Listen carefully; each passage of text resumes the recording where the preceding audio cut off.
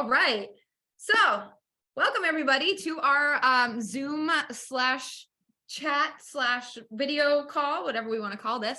What the heck is adventure racing? Thank you for joining us. Yes. Yeah. I know a lot of our clients and friends have seen Geoff and I just talk incessantly about adventure racing lately. And so we wanted to take some time and chat with some of our actual clients who are adventure racers as well. And just, you know, kind of give you a rundown about what adventure racing is. What's that? We got a little feedback. We're going to start this again. I'm going to.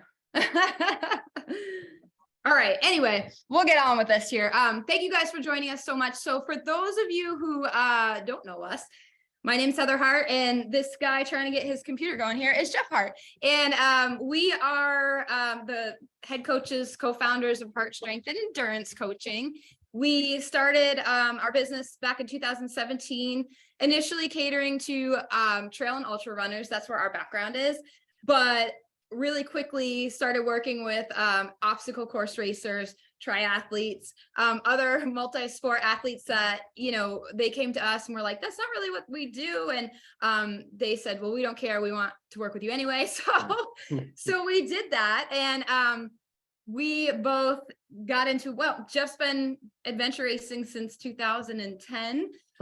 When we met in 2012, he tried to sucker me into it and I refused for a long time because I was a big time runner and I didn't want to take the time away to do, you know, any other sports.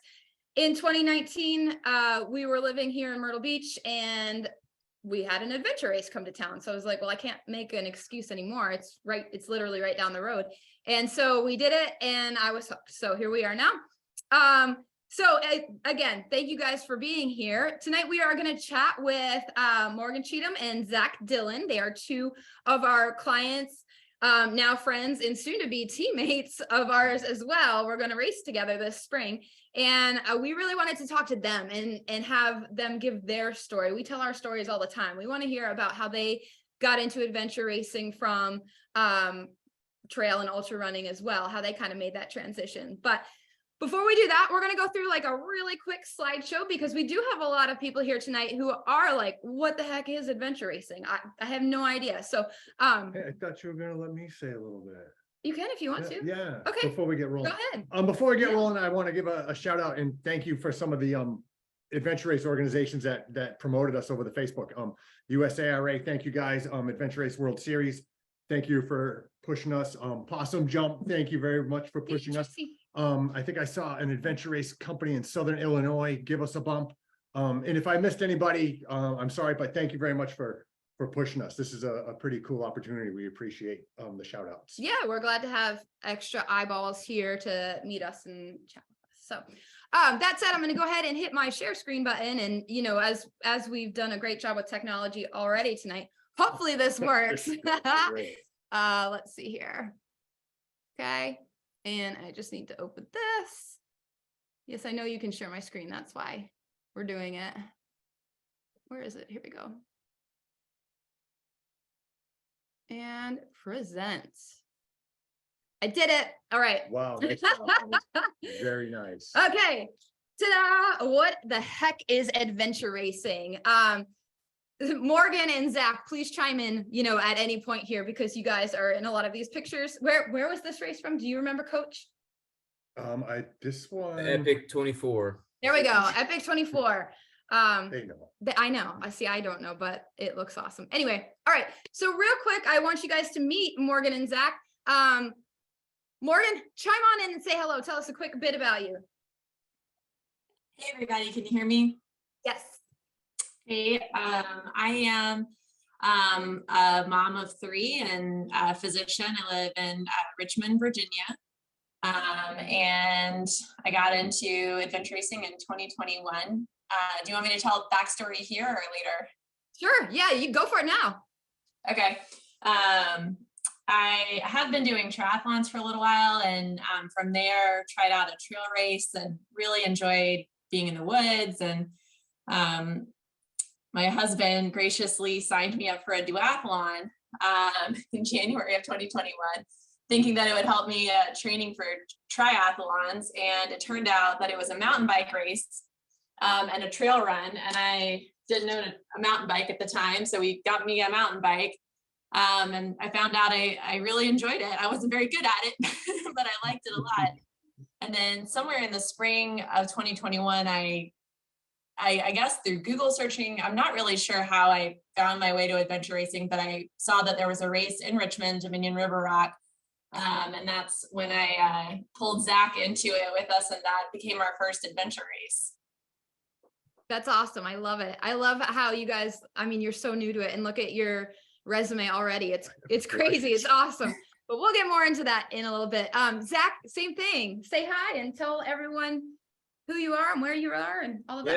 Yeah, absolutely. So I'm Zach Dillon. I'm an emergency medicine physician and father of two young children that are very active, in a handful. But I mean, I kind of gotten back into doing a lot of exercise, biking, running after a long hiatus while kind of in med school, and had gained a lot of weight. And so by doing that, lost a ton of weight, and started training for my first marathon. And in doing so, Morgan told me about some trail runs, which I use as some training platforms, and found that I love trail running a lot. But quickly kind of learned that running for hours on end with just running can be a little bit tedious at times. And so when she told me about River Rock, I jumped at it. I grew up doing a lot of outdoor activities. I was in the Boy Scouts in the woods, kind of whitewater rafting. And so I thought it would be awesome, and it turned out to be exactly that. And I haven't looked back, and I'm constantly looking to do more races. So I'm very excited. Awesome. Yeah. Very awesome. Next we've got Coach Geoff here. I had to make the font smaller because this guy's got a lot a lot on his race resume, I but can't read it's it. okay. Just Yeah. tell him a quick who you are and kind of how you got into this sport. I'm Geoff. I got into this for, let's see, I think it was 2010. I was living out in Reno, riding regularly with some of the groups out there, some of the maniac outdoor people out there. And one of my buddies suckered me into a 24-hour race. I thought he was crazy. I thought I was crazy, but we ended up having a really good time, and it made me kind of realize the beauty of multi-sport. Instead of just constantly cycling, or like what Zach said with ultra running just being so tediously boring. I really enjoyed the multi-sport aspect. And since then, I've just been kind of doing the best I can to stay with it. And you forgot to say that you're a dad to 4 bunnies. Oh yeah, I have 2 cats. currently 2 cats, 4 rabbits, 2 guinea pigs, and however many raccoons I have. Then there's me. I already kind of introduced myself. I'm Heather Hart. I am an exercise physiologist. That sounds fancy, but we run coach. We own, Heart Strength and Endurance Coaching. And I've got 2 teenagers. They keep me busy. And I too came from an ultra running background. I still love to run all the time. Yes, it gets a little dull, but it's one of my favorite things to do. So Geoff suckered me into this in 2019. And we had a little bit of a rough start, which I think a lot of people did in 2020. COVID hit, there wasn't as much to do as I immediately wanted to, but we've kind of been rolling back into it. And I still consider myself very much a beginner, despite all the races we've done so far. I've got a lot to learn. Anyway, but let's get on with the actual slides here. So adventure racing, for those of you who don't know, it's a multidisciplinary individual or team sport. It's usually teams of 2, 3, or 4. It can be co-ed or same sex, depending on the race. Some races make you have co-ed teams, but it all kind of depends. And it involves navigating over an unmarked wilderness or sometimes urban course while trekking, mountain biking, or paddling, or all 3, and sometimes a lot of other things, which we'll get into. And you're on the hunt for pre-laid checkpoints.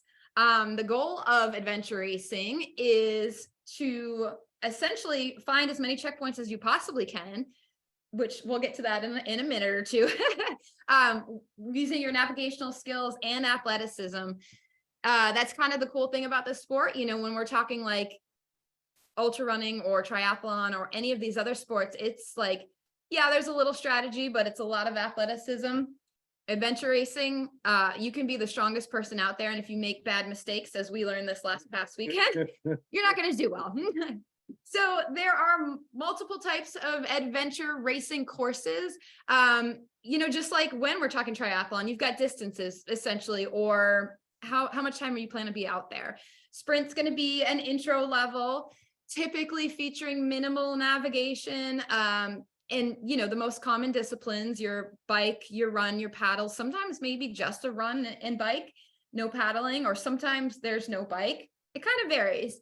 Then you have everything, you know, you build from there, 6 to 12, 18 to 30, multi-day, and then expedition racing, which if you've seen Eco Challenge or any of those races that they like to show on TV, those are typically expedition races. The longer you go, the more disciplines you're going to see, and the more difficult it's going to be, obviously, because not only are you looking for more checkpoints and covering more distance, but you're going to add in sleep deprivation and all that crazy stuff.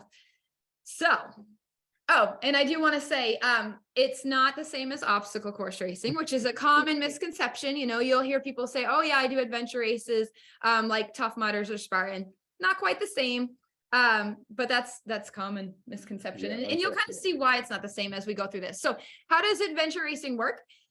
Typically the morning of the race, sometimes the night before, depending, you know, with some of the smaller races, you're given a map or maps, and those maps are either going to have the checkpoints already plotted on them, or you're going to be given UTM coordinates that you have to plot yourself, which is the first place you can make very large errors.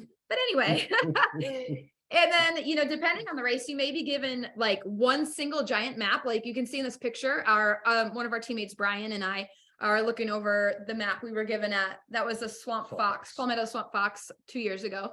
Other races, you may be given multiple tiny maps. And then sometimes you may even be given other maps as you go along. So you may only be given, you know, part of the course or part of where you're going to be. And when you get to where you're supposed to be, you'll be given another map and more coordinates. So it varies. There's no set route like traditional running or a multi-sport race. You know, it's not like a marked course. It's not you start here, follow this road, follow that road, follow this road. Typically it's you figure out how you're going to get there. Like what's the fastest route or what makes the most sense. Sometimes you'll have additional rules of travel, like mandatory road crossings. Let's say there's a major highway kind of cutting through the area that you're racing in. The race directors may say the only place you can cross this highway is here. Or there may be areas that are out of bounds because they're private property or, you know, things like that. But generally, it's kind of a free for all. You can go where you want to go and how you think the best way to get there is. So it's where the strategy comes in. The catch is that your team, if you're racing with a team, you have to stay together. You can't be like, okay, we're 4 people here. I'm going to go get checkpoints 1, 2, and 3. You go get 4, 5, and 6. Morgan's going to go get 7, 8, 9. That's not how it works. You're supposed to travel together, see each other, like stay within eyesight of each other the whole time, which makes it sometimes easier because you've got more eyes looking for these checkpoints, sometimes harder because you have to stay together. So speaking of, what is a checkpoint? Now you can hold up a flag. Here we go. Ta-da! Typically they're gonna look like this. Sometimes they're different. Sometimes they're like red and white. Yeah, I'm sure there's other things. Like I said, we're still kind of new to this, but you're going to be given a passport. Sometimes it's little, it's a piece of paper or maybe a laminated piece of paper or something like that. And you'll have to use the punch, as you can see in the picture on the left with Geoff in the blue shirt. It's a little punch with like needles in it, and they'll put different shapes on them, and you'll punch the matching or corresponding square for the number of the checkpoint to prove you've been there. But there's also electronic checkpoints, which you can see in the picture on the right. And so that you're just going to stick that, you know, right towards the little beeper. I don't know the technical term. We're going to call it the beeper. And it's going to beep, beep, and then it registers. And at the end, when you finish the race, they can see, the race directors can see that you know, got to these checkpoints. And hopefully this works. Yeah. So Sometimes these checkpoints are obvious, in very plain sight, like you'll be running along, you're like, there it is. Other times race directors will hide them. I mean, you really have to go looking for them, and that can be fun and frustrating. Sometimes they're eye level, sometimes they're on the ground, sometimes they're in trees, like you see here. I kind of hope Brian's on tonight because these are two of my favorites. Sometimes they're up really sketchy ladders that, you're like, is this thing even going to hold my body weight? Sometimes they're waist deep in freezing cold water. They could be anywhere.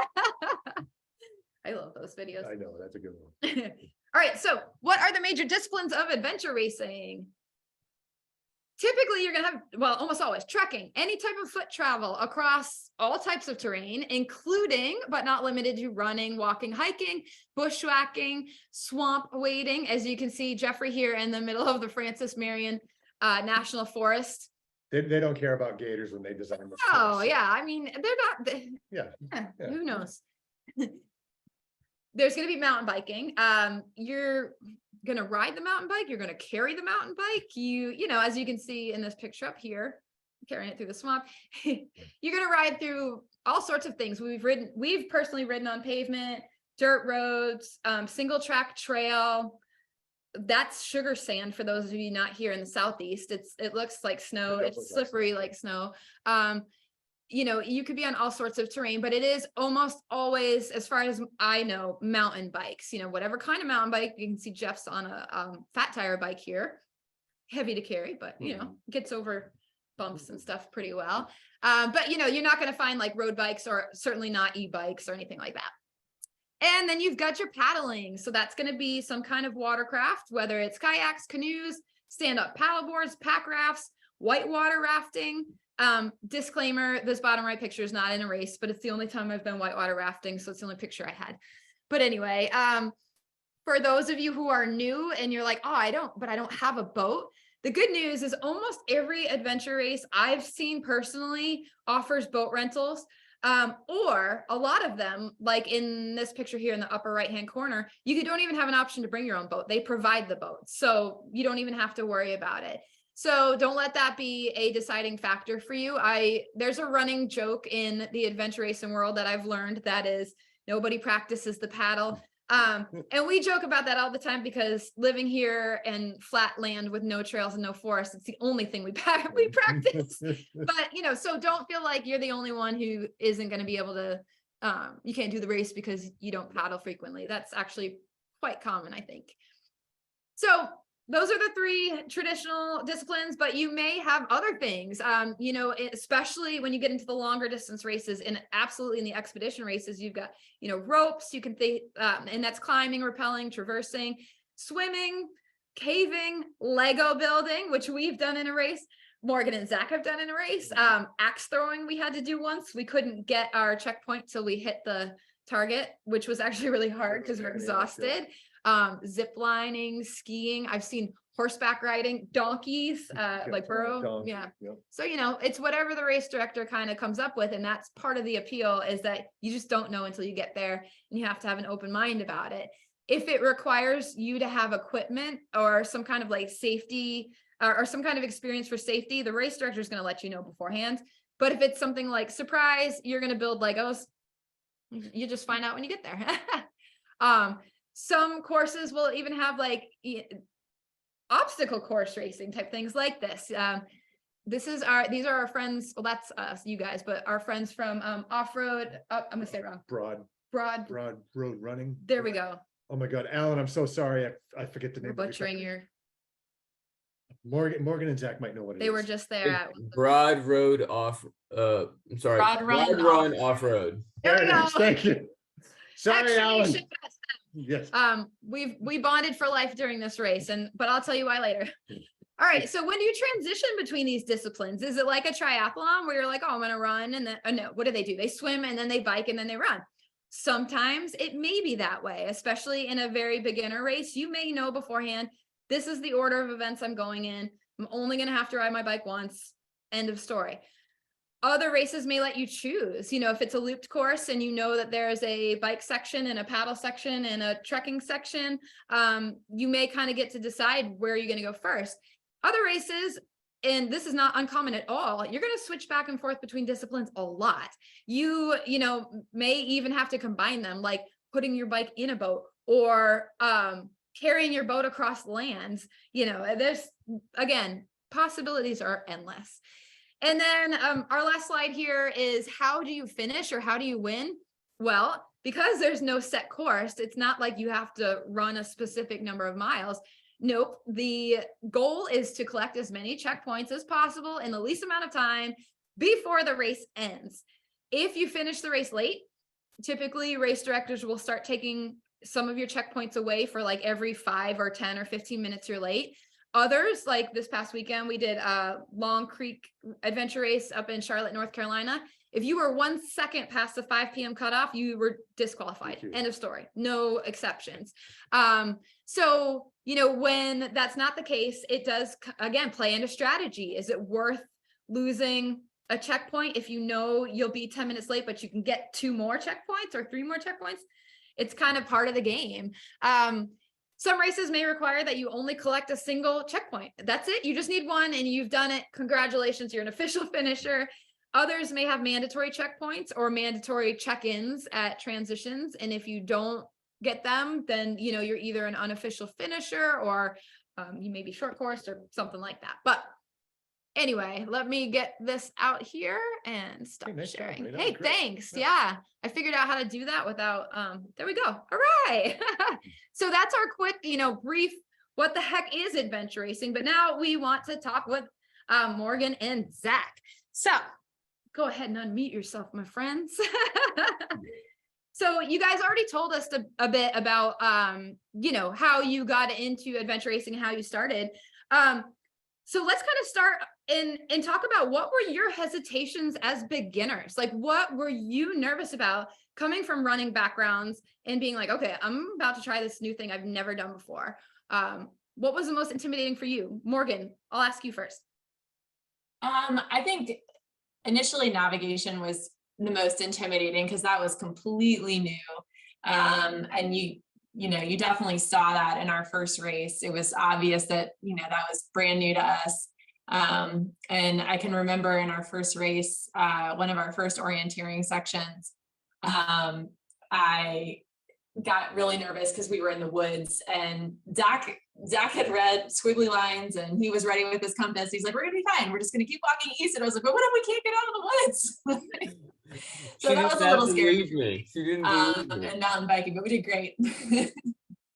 That's awesome. I totally get that. Yeah, that's, my first race was actually pretty much in the exact area of Myrtle Beach where we trail run. And that's even in a neighborhood in a residential area. So it was kind of impossible to get lost, but we knew it so well anyway. So that was a little easier. But yeah, navigating's intimidating. It's not something that I think any of us here in the United States are just taught as kids. So unless you're Boy Scouts, Cub Scouts, exactly. Scouts, yeah. So Zach, same question for you. What were you most intimidated by when you first started? Well, first of all, when Morgan told me, proposed for us to do that first Dominion River Rock race, I didn't have to think about it. I said yes immediately. It sounded awesome. I guess.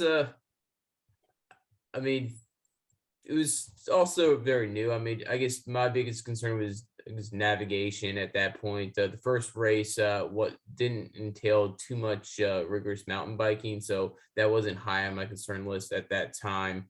It was also kind of learning kind of strategy. It was our first race. I believe there's one point where we were looking for one checkpoint for entirely too long, and ended up wasting a lot of time as a result, and come to find out that checkpoint was missing.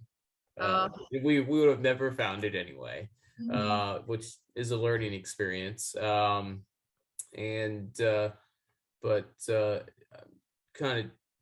It's also a team sport. Unless you're doing the race by yourself, because it was our first time doing it, having that experience of knowing to trust your compass, it's like, if you got your bearing, this is the way we need to go, and just go with it. But as more races have gone on for Morgan and I, I mean, we've gotten much better at kind of reading the map, reading the terrain, and trusting the compass. And I mean, every race you're gonna have some kind of learning experience with something you're like, now I know. But I mean, navigation, and I want to put a plug out I mean, almost every kind of town or big area has some kind of orienteering club. Here in Richmond, Virginia, we have Central Virginia Orienteering Club. And ever since that first race, I've been doing my best to get to many kind of courses that they put on. They generally put on multiple orienteering courses throughout the year, and it's been highly invaluable to kind of improving those skills and making us a more efficient team. That's awesome. yeah, that's so great. Yeah. We don't have any here. Our Nearest closest one's one, 4 hours. yeah, but we have gone, you know, to some of these permanent courses before, and I agree. It's like a no pressure way to really practice your navigation skills. You don't have to worry about the clock. You don't have to do the whole thing. You know, you can kind of like work through it and see where did I make my mistakes, what made sense. So yeah, that's a great recommendation. That's awesome. Do you remember your first race? Was it too long ago? No, I'm just kidding. Hey, 2010 was a long time ago. I don't remember my races I did 2 years ago. I do No, remember. I would love to hear what were your hesitations the first time you went into an adventure race? Oh, my first race was a 24-hour, so I was just immediately terrified of 24 hours of you know, I had no experience with sleep deprivation or just going for 24 hours. So yeah, that was, I mean, the disciplines themselves weren't awful, but it was just 24 hours. It's intimidating. Yeah. Oh. Yeah. I honestly don't remember. I think I was intimidated by everything, but if I have to be honest, I'm still intimidated to this day by mountain biking. It's scary for me. So, you know, I like to ride on my own at my leisurely pace. So if anybody in the area needs like a leisurely pace ride, that's me. So yeah, the idea of like not falling off my bike while racing, it was scary for me, but so that's cool. We all kind of had different, you know, hesitations before a race, and that's all. I like to hear that. That's cool. So Morgan and Zach, speaking of your first race, I'd love to hear a little more about your first race. Like, how did it go? Was it what you expected, or was it a complete fail? Was it kind of, I mean, it couldn't have been a total fail. You guys kept coming back for more, right? Yeah, I think it was a success in that we both were hooked immediately. It was in a park outside of Richmond, and so semi-urban environment. The paddle was on the James River, and I think the appeal for us was that it was, you know, it was close. It was not terribly long. I think it was maybe 6 hours, and it felt like a really easy way to kind of dip our toe in and see how it went. We definitely struggled with the nav on the first section. I think one of our funniest moments from adventure racing came from our first race on the paddle. I can tell that now if you. Yeah, I want to hear. Zach and I have the map. I don't know if you guys are going to be able to see this, but I'm going to hold it up so you can see. If you can see right here on this river paddle, there's an area where it's water, and then there's land, and then there's water on the other side. It's like, I don't know if I have it close enough. Yeah. But anyway, you have to, there was an option to do something called a portage, which is where you can save yourself some paddling by getting out of your boat, pulling it across the land, and then putting it back in on the water on the other side. And so Zach and I were like, we're here to do this. Let's do it, you know? All right. So we pick a spot and we pull the canoe up onto the land, and we realized once we get it up on this little narrow strip of land that going off the other side back into the water was going to be like a pretty good drop off. I mean, a few feet, and we couldn't turn the boat sideways because there were trees. And so Zach was like, Morgan, just get in the front of the boat. I was like, what do you mean just get in the front of the boat? He's like, just get in the front of the boat. I'm just gonna like push us off. And I was like, I don't know what's gonna do. We'll be fine. He said, we'll be fine. The boat's like teetering on the land, you know, like a seesaw, and I'm sitting in the front, and then Zach just takes the paddle and goes, and like launches us into the water. We go like nose first into the water. We take on some water in the river. And so the rest of the paddle back. We're like this with like water in the back of the boat. Oh my It goodness. was great. We lived to tell the tale, but the whole time I was like, please don't sink. Please don't sink in the river. I gotta say the paddle back maybe wasn't as efficient as it could have been with all that Maybe. water in the boat. Just a little extra added weight in there. I'm picturing like the days growing up in Vermont where we would go sledding down the hills on anything that could possibly, like, I'm picturing a canoe, you know, like yeah. just shooting off. Yes. Oh my gosh. Well, I'm glad you guys, I'm glad you didn't sink and you made it back. This must be why part of the mandatory gear for the Shenandoah 50 is something to bail your boat out with. Maybe. They must have seen that. The point is we had a good time, and I remember like leaving and being like, we adventured. Like, Yeah, exactly. That is an adventure. I love that. Do you remember much about our first race together? I have like two very distinct memories. Our first 3-hour race, I remember just you kind of being nervous about the road ride in the trail. Yeah, I did. I don't like riding on the road. As you can tell, I don't like riding bikes. I'm trying, I'm working on it. So our first race again was in 2019, and being that it was only a 3-hour, the race directors were awesome in trying to bring in beginners. And so one of the things they did for us is they gave us the UTM coordinates and the map the night before the race. So we actually could go home and plot the coordinates. And I'm glad that was the case because we had no idea what we were doing. It had been 10 years almost since Geoff had done that. And I'm not kidding you when he's, you know, we're sitting in our living room and he's trying to teach me how to plot and do this stuff. And he's going north and he's pointing south on the map. And I'm like, what? And he's like, no, north. And he's wrong direction, you know? And so we're plotting and we're like, we're getting these checkpoints out in the middle of the intercoastal waterway, which I know cannot be right. And it was a mess. So it gave us an opportunity to actually like sit down and learn what we were doing before the race started. But then the other thing, you know, we got there, it started, my nerves went away and competitive Heather came out and we were like flying through this race and we're doing really well. And at one point we cannot find this checkpoint and I know we're in the right spot and I'm just like so frustrated. We're circling, we're everywhere. I mean, and like I mentioned, this area it's pretty urban and there's nowhere else it could be. And we're running out of time. And so that was the one checkpoint we didn't get. And we come back and we officially finish. And I asked the race director, where was that? And he said, you didn't look up, did you? And that's when I learned you can have a checkpoint in a tree. It was right above my head the whole time and I never bothered to look up. So that was kind of crazy. Yeah, those are my memories. But I was hooked right then too.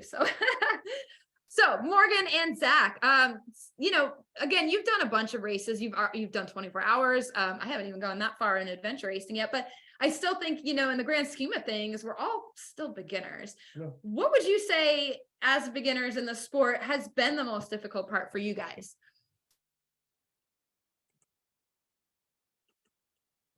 I can take it. Mountain biking is still the hardest thing for me. I mean, I'm with you, Heather. Like I am a very cautious rider and like mountain biking, I'm very new to mountain biking. I mean, I only started mountain biking really when we started doing adventure racing. And it's just a skill that takes time to pick up, you know, and the technical pieces of being on single track and being on trails, it takes time to develop comfort with that. And, you know, learning how to maneuver your bike over things, in addition to like the endurance of riding a bike for long distances. And so that continues, I think, to be our weakest discipline and the most challenging for us. I mean, it's getting better though. We are better. Each time. We're seeing huge improvements each race. But I mean, I agree. I mean, I also am very new to mountain biking. I mean, I bought my first mountain bike for our first race, at least my first one since childhood. I mean, but getting that time in and learning mountain biking, there's tons of great videos on YouTube. There's also private coaches that are available to kind of help lead you through. And it's also having mountain bike trails. I mean, depending on where you're at, you may not have like anything that has something that's similar to where your race is at. I mean, we're fortunate enough to have a ton of great mountain biking trails, a ton of great state parks and national parks. So kind of having those resources to get out there and just put in the time and work to learn it is there. I mean, adventure racing is a equipment intensive sport. You get if you're thinking about getting involved in it, if you haven't already done so, you need some gear, and you love the gear more than I do. We all do. That's Yep. probably why we all got Yeah. into this. But I mean, that's also a difficult part for some. And I mean, obviously, you don't need to get like a $5,000 mountain bike if you're thinking about trying adventure racing. I mean, just borrowing one or renting one for your first race, so you can kind of get out there and see what it's all about. But I mean, the great thing about the sport is also the thing that makes it difficult is it's a multidiscipline sport. You need to have that fitness level, but also need to know orienteering, need to have mountain biking, and kind of being able to paddle. I'm looking forward to having some other components of the races coming up. Maybe some rope section in the Rev the 350-hour race. But absolutely, and I see that Geoff kind of put out a link to the gear for beginners from adventure racing. But I mean, you can have all kinds of stuff. You also can have the minimum amount of stuff and still get out there and have a great time. Absolutely agree. Yeah, I think I did. Oh, I know I did my first on like a $400 mountain bike. I mean, because I wasn't gonna let him invest the money he wanted to buy me a fancy bike, because I was like, I don't know if I'm even gonna like this. So I would add to what you said to, you know, anybody out there who's watching who hasn't done the sport yet. If you don't own a mountain bike, but if you can find a friend that has a bike that fits you and that you're comfortable on, you can safely ride, try that first. I mean, don't go in and drop all this money. You know, reach out to the race director. I'm sure that they would be happy to point you in the direction of where you could rent or borrow equipment to see if you like it, because it is a gear intensive sport, and it would really stink to spend a ton of money and be like, oh yeah, I hate this. You're not going to hate it though. It's a ton of fun. Yeah. But sorry if you hear this crinkling noise. Our cat is going like, she's picked the time of day right now to go absolutely nuts. She's running around the house in a box full of like packing paper. That's her favorite thing. But anyway, so I kind of want to add to what I've had the most difficulty with, and that is actually the strategy. Like I am such a competitive person, and I'm so used to running, and in ultras, I just put my head down and I go, and I only have to deal with the voices in my head and myself and like nobody else. But with adventure racing, I just like, I want to go, and I don't stop and think. And so it's so amazing to me to always see, you know, we'll be out there running really hard, and this like, you know, 70-year-old woman who's walking the entire race will be right behind me. And then, you know, I go blowing by her, and an hour later, she's right behind me again, you know, because she's smart and she's got the experience and she knows the strategy. And so she's covering far less distance than I am, because I'm just like, I want to do this, you know? So that's been the hardest thing for me, is to stop, slow down, think about what you're doing, and then make decisions. And I'm hoping that comes with age and wisdom. I'll tell you how you can advance that further in kind of, I know you said you had that Squiggly Lines book, which Morgan and I were kind of discussing here. Yeah. It discusses strategy. It gives you ways of kind of how to help yourself out a little bit. And it was very helpful after I read it after our first race, kind of seeing what you can do, kind of ways you can use as kind of to help guide you in certain paths, so you don't necessarily have to be like looking at your compass and then walking, looking at the compass, making sure that have that bearing, then different strategies to make it helpful. But that has that in there to help with that as well. But yes, I mean, with time, it's to bushwhack or to stay on the trail. That's always the question that Morgan and I kind of fight over sometimes. I like the bushwhack, and Morgan obliges me sometimes. But getting that experience in it, I mean, that's half the fun, is kind of making those mistakes and learning from them. I mean, a lot of us are getting into it to have fun. I mean, we're not really expecting to be kind of pro level competitors out there. I mean, that'd be great, but it's really just an activity that to keep us fit and to enjoy ourselves, and so that's part of the experience. For sure, yeah. Do you still have struggles that you feel are like beginner struggles? No.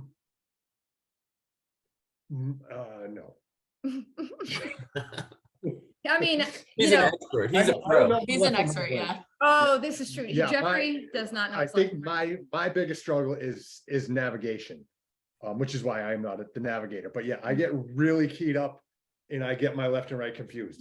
I'm just really excited all the time, and I'll say left and I'll go right, or turn completely around. It is our running joke in the team that when Geoff says right, go left. Yeah, my struggle is I'm too excited. That's a good thing, though. I think that's a good problem to have. So as we mentioned earlier, Morgan and Zach are both physicians. They both have very stressful, busy jobs. I would love to hear if you guys think that actually lends positively to adventure racing, your careers.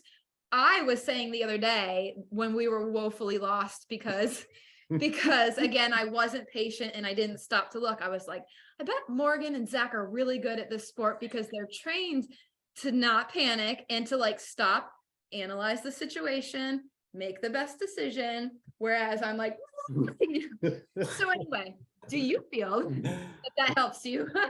Yes, I absolutely. Actually, one of my favorite sayings is slow is smooth and smooth is fast. And so, I mean, that lends to that. But I think one of the biggest things Morgan and I like to joke about is we do better on longer races because with kind of our careers, like it is not uncommon for me to be awake for 24 hours. And that's just part of the business. I work nights only, so nights is my time to rock and roll. But kind of sometimes when I have a day off, I'll work at night and stay up all day to kind of switch my schedule back, go around. And so I'm doing that at least once or twice every week or two. And so getting that, just having that experience and that stamina to be able to kind of stay awake and keep going and still making kind of critical decisions, I think is something that's useful and aids with our decision making in races. Yeah, and I think the piece that I enjoy a lot about adventure racing is the strategy and the planning and the logistics. And yeah, Zach and I talk about the fact that I think we do better in the longer races just because the advantage of speed decreases the longer the race is, and the advantage of being kind of methodical and making good decisions and just being gritty and getting through it and toughing it out. The advantage of that goes too stubborn to stop. Huh? I said we're both too stubborn to stop. I mean, that's really what it is. We both are just very stubborn, and we are used to having to be very focused in terms of like the mental work and decision making for long hours. Like I worked 18 hours yesterday and like had to be mentally focused the whole time. So I do think that lends itself well to adventure racing and definitely like gives us a little bit of an advantage in longer races when that starts to come into play. Yeah, absolutely. And that's another huge difference between like ultra running, in the middle of the night when you're tired, you can almost sleepwalk through things, but you can't do that in an adventure race because you have to, constantly stay aware and of where you're going and what you're doing and what you're looking for. So yeah, we're stoked that we're going to be racing with you guys because Because you're going to be pulling us through the- What was my next question for you here, guys? Oh, this one's for Morgan specifically. So Morgan has done a handful of solo races. One I think was because it was a women's only race, so Zach couldn't go anyway, and then the other was probably a scheduling thing, I imagine. But Morgan, I'd love to hear the pros and cons of racing solo. Having never done an adventure race by myself, I don't think you've done a solo either. I'd love to hear your experiences. Yeah, it was, I think the biggest thing that I took away from it was confidence. And, when Zach and I are racing together, he tends to be our main navigator, and I kind of am in a supporting role. And if I'm getting tired, it's easy for me to just kind of be like, oh, Zach's got it, and kind of check out. And when you're racing solo, it's just you. And so it forced me to sit in the driver's seat for the whole race and do all the nav myself. And I came away from both of the races feeling much more confident in my ability to read the nav and be like, okay, I can get myself where I want to go. I can do this. And so it was great. Buff Betty was just such an awesome race. And I felt like there were a lot of things in that race where I just learned a lot. I had a lot of experiences that I feel like really grew me as a racer. I had one nav section where I got myself from a checkpoint that was kind of far out back over onto a trail through just like open forest where there weren't any trails, and I'd never done that before. I usually am like taking a trail or a shorter like point to point navigation. So it was a little bit of a roll of the dice for me because I wasn't sure what I was going to encounter. And I got to the trail. I was just like, I did it. I made it. And so, but that, walking away from the race with that kind of an experience, I'm like, okay, like it just makes me a better teammate in the long run because I've got that extra confidence. The challenge is that there isn't anybody there with you to say like, hey, wait a second. So in the beginning of Buff Betty, for the very first checkpoint, I was nervous and I ran out with the pack, and I had in my head, I'm like, oh, if I can just stick with this group of women, and they were like running confidently, like up the hill into the dark. And I was like, all right, I'm just gonna stay with these guys. And surely these people that are running quickly up this mountain know where they're going. And we kept running and running and running. And I realized after a while, I'm like, we've missed it. Like we have been running too long. Like, and I knew having looked at the map that I wasn't paying attention. I had kind of gone into that backseat of just like being a little bit of a follower. And I'm like, I'm just going to kind of hang on to these people. And so I stopped in the middle of the trail, and there were, I made some friends, 2 other solo women, at their race. And, they were like, we've missed it, haven't we? And I'm like, yeah, I think we have. And so we all turned around together and went and looked for it. But, that's another thing I love about adventure racing we haven't really touched on, is that, it's such a great community. And I feel like I make friends in every single race. And there's people that you see, like you met the guys from Broad Run Off-Road, and then you see them again at other races. And it's just a really friendly community, and it's this nice balance of people are out there being competitive, but everyone is kind. And when you're in the same space together, you help each other, you talk, you work together. It's the shared experience. And so I loved Buff Betty. Just being out there with all those other women was really cool. But yeah, I do enjoy being on the team because it's nice to have someone else to kind of tap on your shoulder and be like, yeah, I'm not sure where we want to be. yeah. I want to touch on so many of those things you just said, but the thing I love is that everybody kind of has their strengths and weaknesses. I certainly don't have like the bike mechanic skills that I should have. So it's cool to know that, one of my teammates, whoops, sorry, cat just knocked the table. If something breaks, one of my teammates can take care of it. There's always going to be that one person who's like the den mom, whether, it's a mom or not, that's like, have you been eating? Have you been drinking?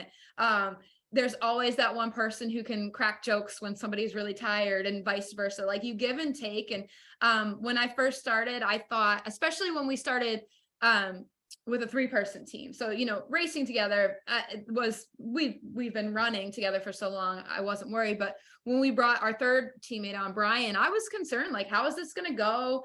As I mentioned, being super competitive, I was nervous about it, but it's such a cool give and take. Like you kind of realize, especially if you get the right people on your team, that when you're weak, somebody else is going to be strong for you, and vice versa. But also, like, there's going to be that one person who is stoked to do the one thing you don't want to do, or like, you know, so it is awesome that way. And like you said, Morgan, the community, holy cow. When I got into trail and then ultra running from road running, I was like, wow, these people are so nice. And, you know, when you get into the ultra running, it's such a small community and you start to know everybody. Take that down like even more by adventure racing. I feel like I've met like everybody. No, it's not true. It's not true we've at all. met everybody on the East Coast. Yeah, but it's so cool. It's like a family. And, you know, I learned really quickly that you can ask anyone for help and they're going to give you help. And, you know, depending how much help it depends on what you need and how competitive they're being. But like I wrote about this in my race recap the other day that, you know, we were struggling to find a checkpoint and I had no issue saying like, hey, to another team, did you guys find that checkpoint number 2? I think it was. And they may respond with like, yeah, which is actually helpful. If that's all they say, you're like, cool, because now I know it's there. But sometimes they'll be like, oh yeah, just, you know, it's behind that building. Or they'll even tell you like, take 20 steps to the right and 3 steps to the left and look under the mailbox, and they'll tell you exactly where it is. So it's really cool how there's that like community feel to it. And we've done races where we're getting towards the end and it like your team of 3 turns into like 6 and then 8 and then 12. And then you've got like a pack of 20 people just like blowing through the end of the course together because we all want to finish. Following me through a bike whack. Well, we haven't gotten to that story yet. It's coming, I promise. But all right. So quick question for all of us. Okay. Favorite and least favorite discipline and why? Go, Morgan. Navigation and trekking. Those are your least favorite? That's my favorite. Okay, gotcha. Yeah, at this point, nav and trail running. Trekking, definitely my favorite. Least favorite, mountain biking. Yeah, I feel you there. Zach, how about you? I'm the same. I love the trail running, navigation, and mountain biking. Well, I like it. I want to be better at it. So. I feel that too. Yeah, Jeffrey. I'm all about the bike. You love the bike, yeah. What's your least favorite? Trekking. Yeah. Yeah. See, I'm in the weird category where if I had to pick, I'll say mountain bike is my least and running is my favorite. But one of the things I love the most is that like right when you start to get sick of something, you get to do something else. So like I love them all and I hate them all throughout the course of a race. Tell us about your like we already heard your hilarious canoe story. Tell us about, so how about I want to hear your worst, like what was your lowest point or the worst point you guys have had? Yes. So have you ever heard of the term rock garden? Epic 24 had a long stretch of that going on. We had just finished the first, I think, 2 segments of our 24-hour race, trail running up the side of a mountain and then running along the ridge down, and then 11-mile paddle. And we were on the mountain bike. It was like, thank God I needed something different. And it turns out we were carrying this damn mountain bike all the way up the mountain. Oh man. It was rough. It was so rough. It was a lot of hike a bike is the term that people use in adventure racing. And there was a long line of people, and you would see other racers just like sitting down, like taking a break. And I'm like, I see you. It's all right. Like we're all slogging up this rock garden together. I think it's like we got to the very top, and there was a checkpoint. Oh my gosh! 50 meters off the top of the mountain, and it was just tons of people just sitting there taking a break while their teammate went to get that checkpoint. So it was pretty brutal, but I mean, in the same turn, while that was part of that race, that race entirely was one of my favorite races. So Yeah. Yeah, sometimes the toughest, awful things are the best in the end. Your story reminds me of Spartan racing up Killington, where people are just like five steps, sit down, Yeah, 5 steps, sit down. yeah. Never mind carrying a bike. That's crazy. Mm. Do you want to tell your worst story, or do you want me to tell it? Now you can tell the story about our friends from Broad Run. I can't get it again. Your bushwhacking story. Oh, well, actually, that's not a bad memory. Oh, No. if It's I had just to pick, distinct. if I had to pick what I thought was Jeff's worst memory, it would be that. But anyway, the story goes, we were in the Palmetto Swamp Fox 12-hour, and the race director used maps that were from like, I think 1990 something, I think earlier. which was pre-Hurricane Hugo, which was this massive hurricane that came through this area and like completely just changed the land and changed everything. So there were roads on there that no longer exist, and now in real time there are roads that aren't on the map, and in that kind of situation. So we're a good like 2/3 of the way through the race, and we get a checkpoint, and we see there's another one, not like, I don't know, not even a kilometer, like a half a kilometer away, but we have to bushwhack. I'm like, well, it looks so easy. Let's just do that, because the only other way around is like a good 5-mile like way around. So we're going to do it. And Jeff's like, I don't think that's a good idea. This bush is really thick and it's just a bad idea. And I'm like, ah. So we kind of go back and forth, and our teammate, Brian, we joke that he's the decision maker because, it's an odd number. And he was like, we're going. I'm like, yeah, we're bushwhacking. So that's when our friends from Broad Run, am I butchering? I feel like I'm saying it wrong. Broad Run Off-Road. I think that's it. yeah. And then Yep, another team. Yeah. And then there was like another team Oh, too, a couple behind teams. us. And we're like, well, we're all going. We're all going to bushwhack together. And so anyway, long story short, this was the thickest, like 7-foot tall southeast swamp. It's like tearing at your skin. It's Yeah. pulling derailleurs off of bikes. It's awful. This one's using his bicycle to like bully, just And- plow through. We and not can't just the see where bicycle, we're going. I've got a fully loaded Surly fat bike that the way I had it built that day was at least 40 pounds. We At had least 40 pounds. no idea where we were. We were lost in this forest because it was kind of bad. And it took us probably like 30-40 minutes to go, maybe a half a kilometer. And eventually we did pop out on a road. And why I thought you were going to say it was the worst is he said something along the lines of like, if you ever do that again, like we're getting a divorce, I'm unfriending all of you, like you guys. Something like that. Yeah, it was bad. It was really bad, but we were like, yay, we did it.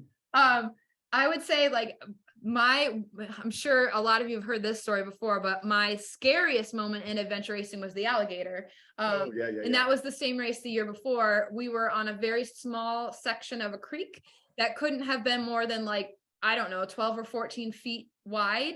And in the middle of nowhere, like you can't go backwards, you can't go forward, you can't get onto the land because it's swamp. It's all like cypress trees in the water.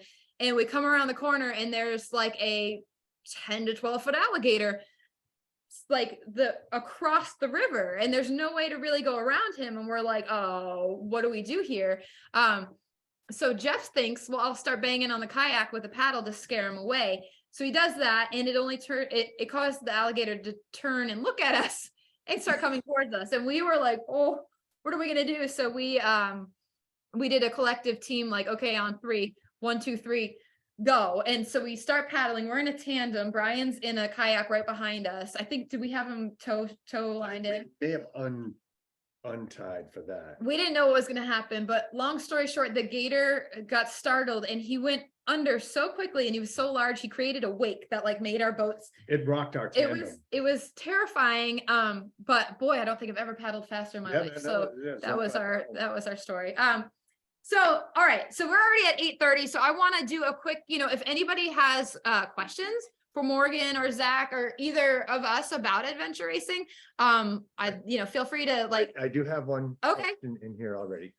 I see a lot of spandex in the pics. Is that pretty common attire? Oh, great question. That's Brian. I would say no. I would say yes. Maybe. I feel like it's kind of whatever you want to wear. I would say depends, and I think it depends on where you're racing. Yeah. Mhm. Up here, we have a lot of greenbrier. Do y'all have greenbrier down in South Carolina?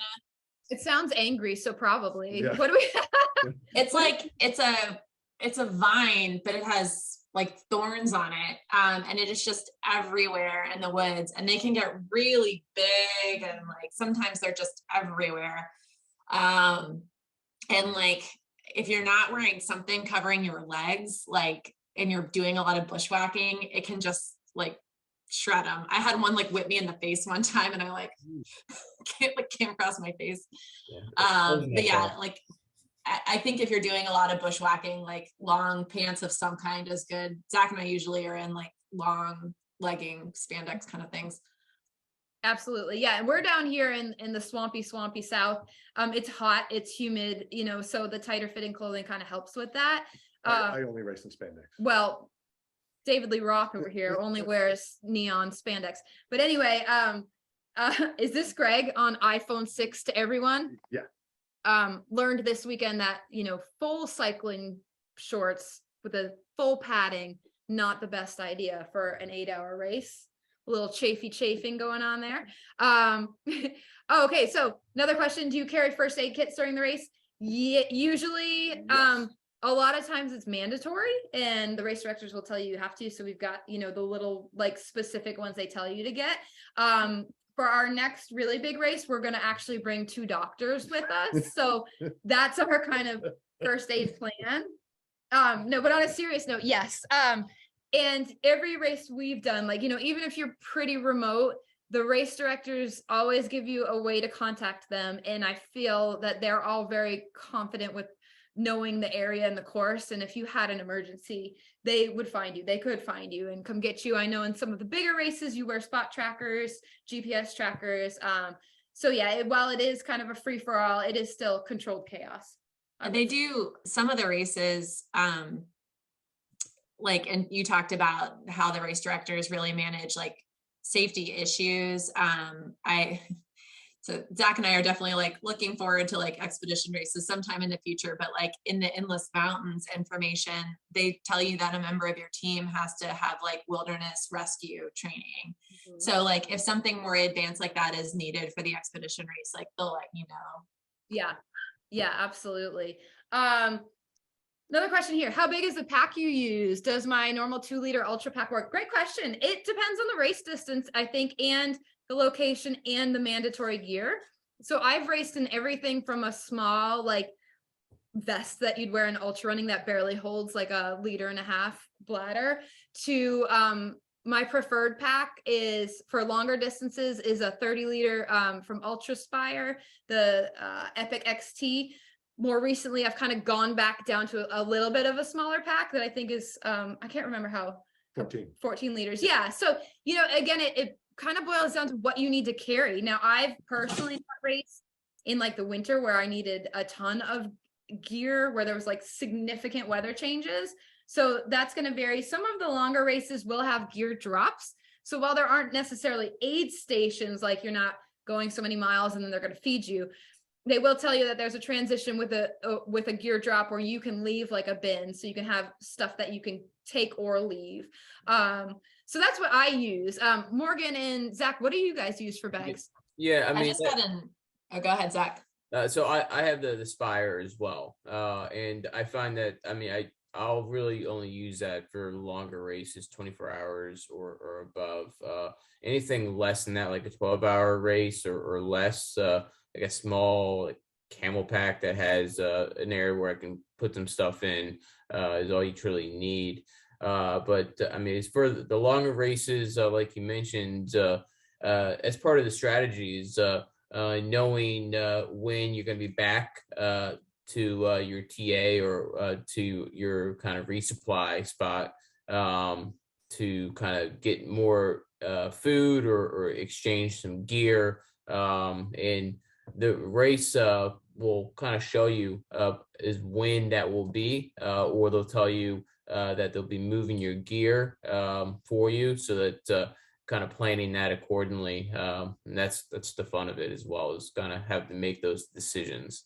But yeah, I mean, a bigger 30-liter pack, maybe something 24 hours or longer. But like if you're doing a sprint, something small that you just carry what the required equipment that they say you need. Mm-hmm. Absolutely. I have a 14-liter Osprey Raven pack, which is actually it's designed for mountain bikers. So it's got some extra like pockets, and it also has like a water bladder system in it. And so I use that for like basically 12-hour races and under, because it has hydration, and I can, if I need to like put trekking poles in there and like a med kit and extra snacks and stuff, if I may not be coming back to a TA, it has room for all of that. Where like my running vest for like a 12-hour wouldn't quite have enough room for all of that. Mhm. Yeah, and like Zach said with strategy, one thing we've learned is that even if you don't have a resupply or a drop area, if you're using your own, well, you'll be using your own bike, but if you're using your own boat as well, those are drop bags for you. Like we'll store, I'll store food in the little bag I have on my bike, and then I'll store food in the what do you call Latch. Yep, there we go. Good. I'm really good with the technical terms here. I'll store food in there because I know eventually I'm going to get to my boat and there's going to be more food for me or water, and same with the bike too. So that kind of, you really start to think about like, okay, I don't have to have everything on me all the time if I don't need to, because, extra weight. Yeah, because especially carrying 12 hours worth of food, that's a lot of calories. I mean, that's a ton of weight. So anything you can do to disperse it across your disciplines is going to be beneficial. But you also want to have it because you want to have it. Nobody wants to be hangry. So especially you. Yeah. That's right. Oh goodness. Are there aid stations? No, Brian, there are not. That's not true. Sometimes there are. Yeah. I'm trying to think, like when we did the Bear, that was an AR Georgia race. When we got off of the paddle into the bike transition, they did have a tent. With food. A lot of food, a lot of snacks, but that's not necessarily common. Betty had a couple places where you could fill up with potable water, which was nice. But there wasn't like food there like you would see in like an ultra. It was really just water. Yeah. And we've done races where there was nothing at all. There's nothing at all. Yeah. 12 hours. Good luck. You could water filter. bring money and stop at a convenience store if you want to. Like that's an option. But you have to kind of figure it out on your own. So yeah. Can I wear my Garmin that has GPS on it? No. Great question again. Well, actually, you can if you have the adventure race mode. I do not. What I do. So that's a great question, and we actually didn't bring that up earlier. For all the beginners here, absolutely no GPS is allowed for navigating purposes. So no phone. You can't pull out your Google Maps and be like, "Where am I right now?" It's very tempting to want to do that at times when you're lost, but you can't. And you can't use your watch because you've got breadcrumbs and all of that. Garmin does have a feature now, adventure racing mode, where you can See that? There you go. Yeah. Oh, nice. I have a Koros, and I'll tell you what I do. And I don't know if this is against the rules, but I feel like nobody would be mad at me. I'm not winning anything. Before the race starts, I hit start, and then I put it in my bag. I like bury it in the bottom of my bag so I cannot see it. But I'm curious to see at the end of the race. Like I want to see all the where I went and how I got lost and all of that stuff. And it's cool to see that afterwards. But no, technically you're not supposed to. You are allowed to wear a regular watch for time. You are allowed to have an altimeter to know, how high or low you've gone, which we don't have that at all here in Myrtle Beach. So, and then you are allowed a bike computer, not GPS though. Like you can, just the old school ones with the magnet that goes around the wheel. But interestingly enough, you almost can never have a foot pedometer. So I don't really quite get what the difference is between a foot pedometer and a bike. It comes up in the I don't know. It's a tradition. I don't make the rules. So yeah, it's really weird. It is interesting, but we recently got Ranger beads, pacing beads that we're going to try to learn how to use and see how that goes. But for me, I know a lot of it's just like I've been running for so long that I kind of have this like, well, I feel like we've gone like a half a mile. Yeah. Feels like paddling's where it gets hard for me. Yeah, paddling's rough. I have no idea. I could be like, we could have gone a mile, we could have gone 10. I don't know. All right, cool. Any other questions, you guys? Let's see. I want to make sure I covered everything there. Well, yeah, we have definitely hit our time. And so I wanted to thank you guys for coming. And again, huge thank you to Morgan and Zach. Before we go, 2 last questions for each of you. 1, what do you have coming up next? And 2, if you had to give one piece of advice to either a brand new adventure racer or somebody who's like kind of, they want to try it, but they're nervous and not, what would you say? Morgan, you can go first. So our big race coming up is the Rev 3 50 hour in the spring. We're really excited about that. We've got, we're pumped about that. We got a solid team here. And then we've got a couple of races and prep for that through the winter. I guess my piece of advice would be just try it. Like, what do you have to lose? It's as Zach said, like, it's for fun. And it is so much fun.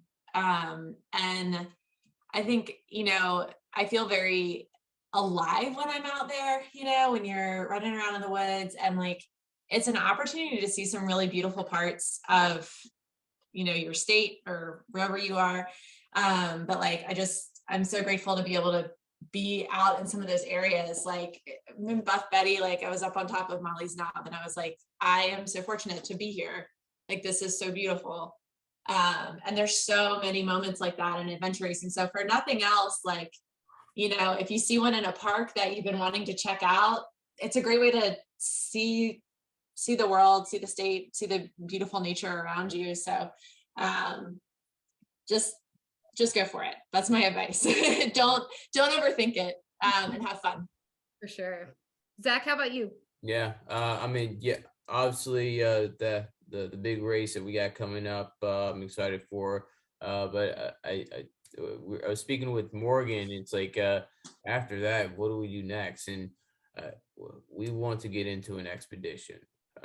I would love to do an expedition. I think Endless Mountains may be in our near future, probably 2014, but I mean, possibly Expedition Ozarks or I keep looking at Expedition Colorado from AR Georgia. I mean, I know that kind of maybe in a different location, but getting that expedition, I want 5 days or more out in the woods doing things. Mm-hmm. My wife's gonna kill me for saying that. But yes, I want to do that. I also I mean, I guess just due to my schedule, I don't get to get as many races in as I want, but I do want to get like a solo race in so that I can see about possibly doing kind of the solo race kind of challenge come the fall. So we'll see about that. And other than that, for kind of advice, you got nothing to lose. I mean, if you go out there with the expectation I'm coming out just gonna try and have some fun, you're gonna have a great time. I mean, if you're coming out to expect this, like, I'm gonna win this whole thing, who knows? Maybe you will, but I mean, I would expect that you're gonna get lost a little bit. You might get wet. That is all it's all about, and you're gonna have a great time. And so don't hesitate. Sign up for your first race, get it done. I guarantee when you're done, you're gonna be already on your phone looking for the next race. Mm-hmm. Yep. It's worse than ultra sign up, and it's worse because there's less races. So you're like, what am I gonna do next? There's not that instant gratification like ultra sign up. Yeah. Hopefully one day we got to get more of you involved. Jeffrey, same questions to you. What do you have coming up next, and what's your piece of advice for beginners? We've got C2C Mm-hmm. in February, then the 50 hour. Oh my God. Mm-hmm. And Palmetto Swamp Fox in there. Oh yeah, Palmetto's between the two. Yep. That's right. Mm-hmm. Let's see, advice. I mean, ultimately it kind of falls down to like what Morgan and Zach said. I think is just give it a shot.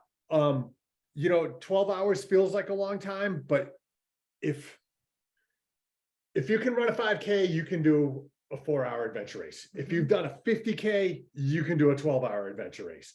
You have the required stamina. Just have gear that fits you. It doesn't have to be fancy. It just has to fit you. But try it. Yeah. I'm doing the same races he's doing. We kind of go everywhere together, but we're super stoked about C2C, but like even more so about the Rev 350 hour challenge that Morgan and Zach It's invited us to so join their different team. for us, yeah. We're gonna get our butts whooped because we Mhm. live here in the flatlands, and that's, you know, the mountain, the Shenandoah Valley. Whoo, scary to even say it. But so we're really looking forward to that. And my piece of advice, I'm gonna kind of take a different direction, since you guys said, you know, I totally would have said the same thing. All of my single sport friends out there, my ultra runners, you know, my like mountain bikers or whatever you may do, I think we all kind of come to a point where we start to feel burnout, or maybe you know, you're just frustrated or you need a change of pace. Give adventure racing a try. It's so cool to just like be in a completely different world and try these different sports and kind of, you know, take the pressure off of the speed that you're going or constantly looking at your watch, because you're using your brain. You have to, you know, really think about what you're doing. And it, for me personally, I was in a really like rut with my running, my ultra running. And I bet a lot of people think I'm still there because I'm adventure racing all the time. But actually it made me fall in love with running even more. And it made me kind of fall in love with training even more, because it's just so different. So, you know, if you're kind of feeling like you're in a rut and you want to try something new, give this a try, because, like Morgan said, you know, you don't have to be perfect. And also the cool thing about this sport is because it's such a free for all in a sense. You know, you don't need to go out there and nail every single checkpoint and clear the course. You can go out there and get 2 of them, call it a day, and be like, yeah, that's all I'm comfortable with. And awesome, you still did it, you know? So that's my favorite thing. And that's what I would encourage people to do. So yeah, we're, you know, gonna go now because it's getting way past my bedtime. But anyway, thank you guys so much for Thank you, tuning everybody. in. If you have any questions about adventure racing or about training or anything at all, you can always reach out to Geoff and I through either a Hart Strength and Endurance Coaching, or through Hart Adventure Racing, or through my site, Relentless Forward Commotion. Zach and Morgan, if people wanted to reach out to you, where can they find you? I know Morgan's on the Insta page and the face page. I'm on Instagram at Dr. Mom Strong. Yes, Awesome. yes. And she's always posting fun, exciting things. Always with a smile on your face. I love it.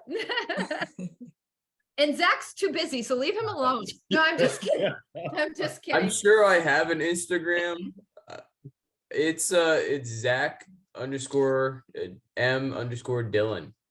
Awesome. Good luck if I reply. I'm sorry. We'll post for you, Zach. We got you. All right, go ahead. If you send me a message, also send it to Morgan. She'll make sure I reply. That's all about it. Different strengths on the team. That's all right. That's what makes it work. I love it. I'm gonna hit the stop record button.